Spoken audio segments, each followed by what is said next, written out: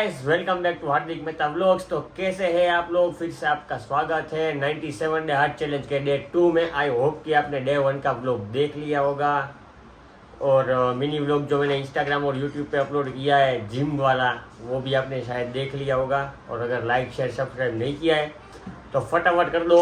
અને હા, આજે તમને મળવું મારા ઘરે આવ્યા છે એક મહેમાન। આરો કામ યાર, અરે મારો દીકરો આ છે મારા ભાણીબા જે આવ્યા છે વેકેશન કરવા માટે, સમર વેકેશન માટે। શું છે તારું નામ આખું?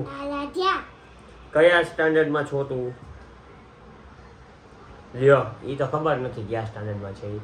ઓકે ગાઈસ, તો બની રહ્યો વ્લોગમાં। અત્યારે હું ઘરે પહોંચીને જાઉં છું શાવર માટે અને ઓહો ઓહો ઓહો પ્રેમ ઉભરાઈ ગયો જાજો। લઈ આવીશ તારા માટે દીકરા ચોકલેટ રાત્રે। ઓકે, તો હું જાઉં છું નાવા અત્યારે। મમ્મી ઓટ્સ બની ગયા? બને છે। ઓકે, તો હું નાહી લઉં પછી આપણે જવાનું છે બારે, એ હું તમને નાહી ધોઈને કહું। Stay tune. ઓકે ગાઈસ, તો નાહીને થઈ ગયા છે રેડી અને હું હવે જઉં છું વનભાને તેડવા એમના ઘરે। તો હું સ્માર્ટ જ લાગતો હોઈશ, આઈ નો વેરી વેલ દેટ। તો મળીએ આપણે વનભાને ડાયરેક્ટ, ચાલો। ઓકે ગાઈસ, તો વનભાને તેડવા જવાનો તો ઘરે મારી પ્રોગ્રામ થઈ ગયો કેન્સલ, કારણ કે હરુભાઈ મને ફોન કર્યો ને સીધો ક્લાસે બોલાવી લીધો કે વનભાઈ એ રીતે ક્લાસે પહોંચી જશે, એટલે મારા ટાઈમે ક્લાસે પહોંચી ગયો છું। ઓકે, આજે અને આ ક્યારનો ઊભો હે, હમણાં કે મને ચોકડી નથી આવડતી ને ઓલો ચોકડી શીખડાવે તો જાતો નથી। કેદી નોરતા વચ્ચે જઈશ બંબાટ હાલ બાકાજી બોલાવી યુવરાજસિંહ આવે ભાઈ રમાય રમી કરીને બતાવી તમને કેવું રમી અમે। તમે કોમેન્ટમાં જણાવજો, બહુ સારું રમવું, બહુ સારું।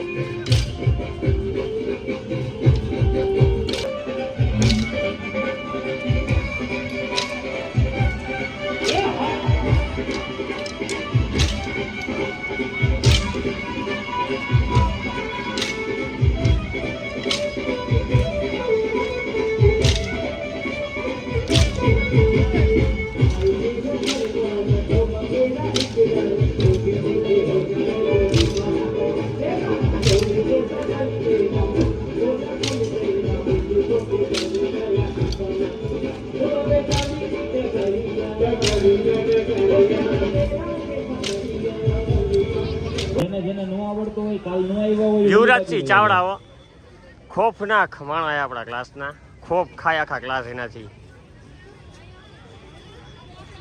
અને અહીંયા વનભાને ફિઝિયોથેરાપિસ્ટ આવ્યા છે એક્સરસાઇઝ કરવા માટે આંગળીની, તો એમની એક્સરસાઇઝ ચાલુ છે।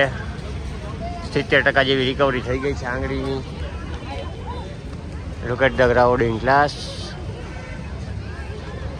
શિવશક્તિ ગરબા ક્લાસ, હો ભાઈ, રાજકોટના મોટામાં મોટા ગરબા ક્લાસ, સોરી ગુજરાતના મોટામાં મોટા ગરબા ક્લાસ।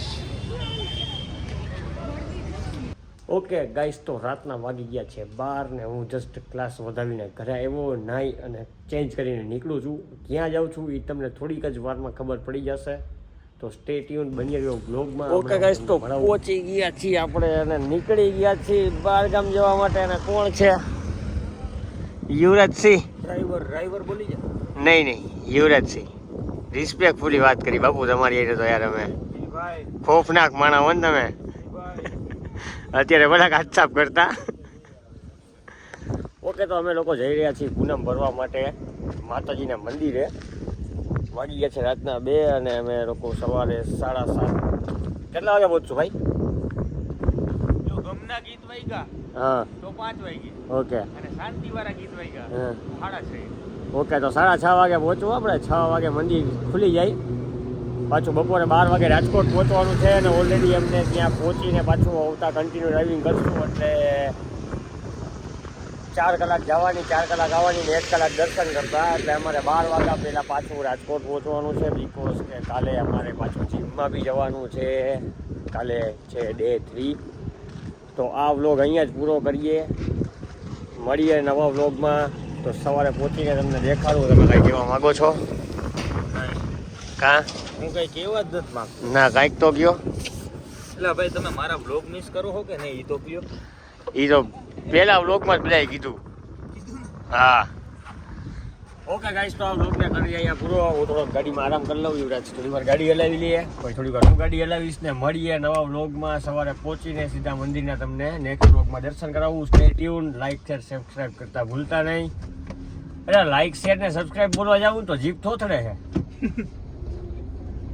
તો લાઈક શેર અને સબસ્ક્રાઈબ સાચું બોલો કરતા ભૂલતા નહીં. યો આવું જ થાય છે એલા. ઓકે ગાઈસ, તો મળીએ કાલે નવા વ્લોગમાં. જય માતાજી, જય રામનાથ.